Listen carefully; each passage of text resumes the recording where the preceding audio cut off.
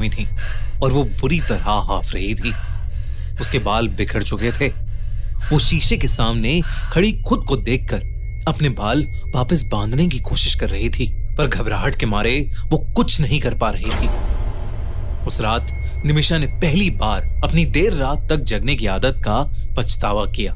निमिषा को डर था कि कोई अभी भी उसका पीछा कर रहा है। इस बात की शुरुआत तब हुई जब मनीषा और निमिषा दोनों क्लास 8 में एक बोर्डिंग स्कूल में पढ़ते थे और हॉस्टल में रहते थे।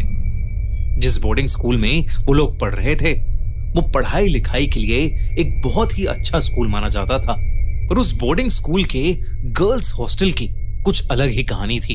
5 साल पहले 9th क्लास की एक सीधी साधी और पढ़ाई में होनहार लड़की की उस बोर्डिंग स्कूल के गर्ल्स हॉस्टल के 5th फ्लोर में मौत हो गई थी। किसी को नहीं समझ आया था कि वो लड़की मरी तो मरी कैसे। टीचर्स और पेरेंट्स बताते थे कि उस लड़की को ना तो डिप्रेशन था और ना ही कोई पढ़ाई का प्रेशर। पहले सबको लगा ये मर्डर है, लेकिन पुलिस को कभी कोई सबूत नहीं मिला, जिसकी वजह से ये केस बंद हो गया। पर साल दर साल धीरे धीरे एक अफवाह फैलने लगी कि अब उस 5th फ्लोर पर उस लड़की का भूत रहता है।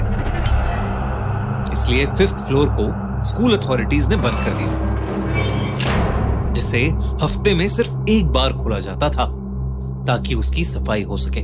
उस इंसिडेंट के करीब 5 साल बाद निमिषा और मनीषा उस हॉस्टल के एक रूम में शेयरिंग में रहने लगे। दोनों का रूटीन एकदम फिक्स्ड था। निमिषा पूरी रात जग कर पढ़ाई करती थी और सुबह 7 बजे मनीषा को उठाकर सो जाती थी। फिर मनीषा ब्रेकफास्ट के टाइम तक पढ़ती रहती थी।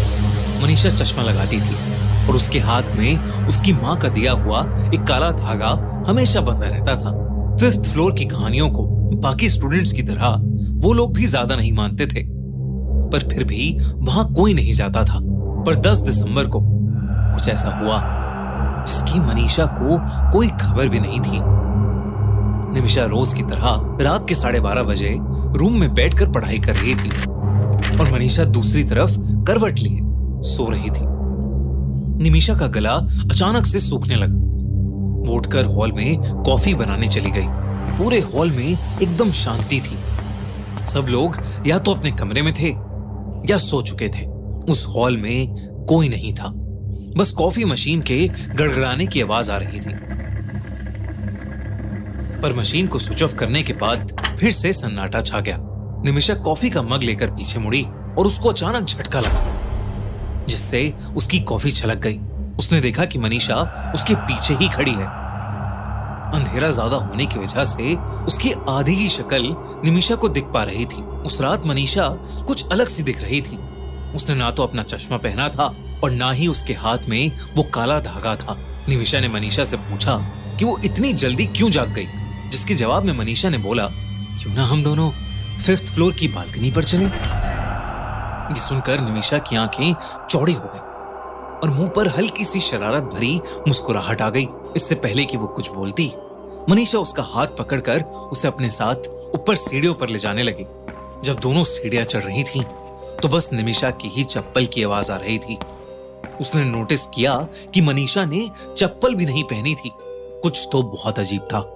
उस रात उस हॉस्टल के 5th फ्लोर का दरवाजा खुला हुआ था और वो दोनों 5th फ्लोर पर चले गए। वो पहले इधर उधर देखने लगे। फिर कुछ मिनट बाद दोनों ने खुद को एक रूम में पाया।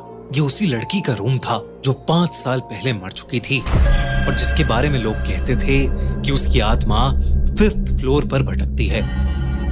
लेकिन उस रूम के बारे में निमिषा या मनीषा दोनों ही नहीं जानते थे। उस रात मौसम बहुत ठंडा था। 5th फ्लोर के हॉलवे पर बनी खिड़कियों से ठंडी हवाएं आ रही थीं और रात के अंधेरे में कोहरा जम रहा था। उसी बीच निमिषा की नजरें दीवार पर पड़ी, जिस पर किसी ने अपने नाखून से बड़ा बड़ा 10th दिसंबर लिखा हुआ था। दोनों बालकनी पर खड़े होकर नीचे देखने लगे। मनीषा बहुत देर से चुपचाप घूम रही थी। निमिषा को अब बहुत जोरों से ठंड लग रही थी, तो उसने मनीषा को नीचे चलने को कहा, लेकिन मनीषा ने निमिषा की बात पर कोई ध्यान ही नहीं दिया। उसने फिर से मनीषा को पुकारने की कोशिश की और तब पहली बार मनीषा ने उसकी आंखों में आंखें डालकर देखा। निमिषा के तो जैसे होश ही उड़ गए थे। मनीषा की आंखें पूरी सफेद हो चुकी थीं। वो बड़ी धीमी आवाज में बोली, जंप, यानी कूदो। मनीषा को कुछ समझ नहीं आया कि मनीषा उसे नीचे कूदने को क्यों कह रही है। उसके चेहरे के सारे रंग उड़ गए। जैसे जैसे एक एक सेकंड बीत रहा था, वैसे वैसे मनीषा की आवाज और भारी हो रही थी। वो निमिषा की आंखों में देखकर बार बार बोलने लगी, जंप, जंप। निमिषा का चेहरा पीला पड़ गया और उसके हाथ पैर एक ही पोजीशन में अटक चुके थे, मानो जैसे वो हिप्नोटाइज हो रही थी।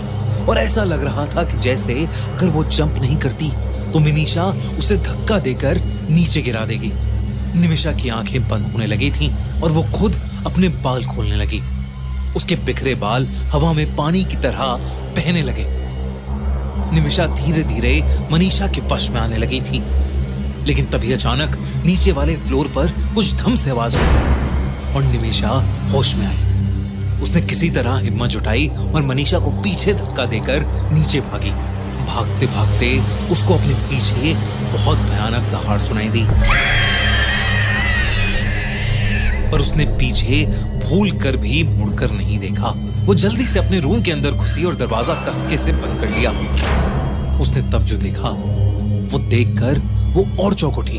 उसने देखा कि मनीषा उसी करवट में बिस्तर पर आराम से सो रही थी जिसमें वो उसे छोड़कर गई थी। निमिषा का रंग और पीला पड़ गया। उसने मनीषा को घबराते हुए उठाया। मनीषा ने उसका पीला मुंह और लाल आंख देखकर डरी हुई निमिषा को गले लगा लिया, पर उसके पूछने पर निमिषा ने उसे कुछ भी नहीं बताया। वो कुछ बताने की हालत में थी ही नहीं। उस रात निमिषा ने अपने बाथरूम के शीशे के सामने अपना मुंह धोया और बाल बांधकर सो गई। मनीषा कुछ समझ नहीं पा रही थी। उस दिन से निमिषा रात में सोने लगी और अपने रूममेट को इग्नोर करने लगी। जब भी मनीषा रूम में बैठकर पढ़ाई स्टार्ट करती, उसे एहसास होता कि जैसे कोई उसे घूर रहा है, और वो अक्सर निमिषा ही होती। परेशान होकर मनीषा ने उससे दोबारा पूछ लिया कि उस रात क्या हुआ था। आखिरकार निमिषा ने मनीषा को उस रात के बारे में सब कुछ सच सच बता दिया।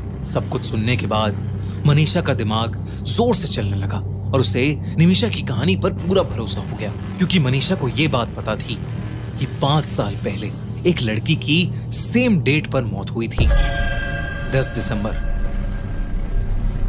मतलब जो भी किस्से, कहानी और अफवाह मनीषा और निमिषा सुनते आ रहे थे वो सब सच थी। वाकई में 5th फ्लोर पर उस लड़की का भूत था। उन दोनों ने उस दिन के बाद से 5th फ्लोर के बारे में बात करना ही छोड़ दिया, लेकिन वो आज तक उस दिल दहला देने वाले किस्से को